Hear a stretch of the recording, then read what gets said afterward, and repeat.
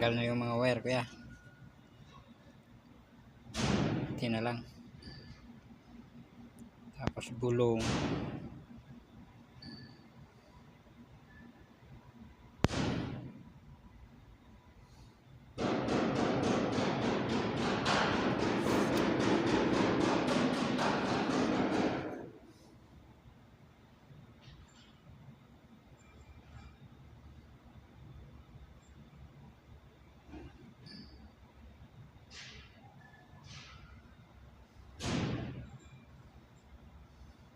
Galing ko yung wire doon sa mismo kasama na pagbuba. Yung duda mo may tagas kailangan natin paparepair.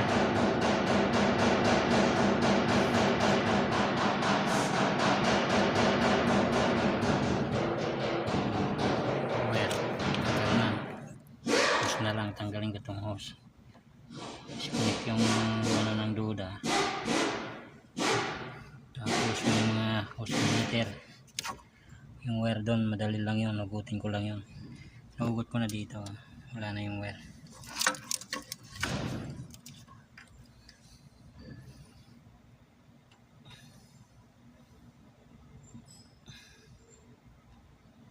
Yung wire madali ang buo yan, kasama bababa.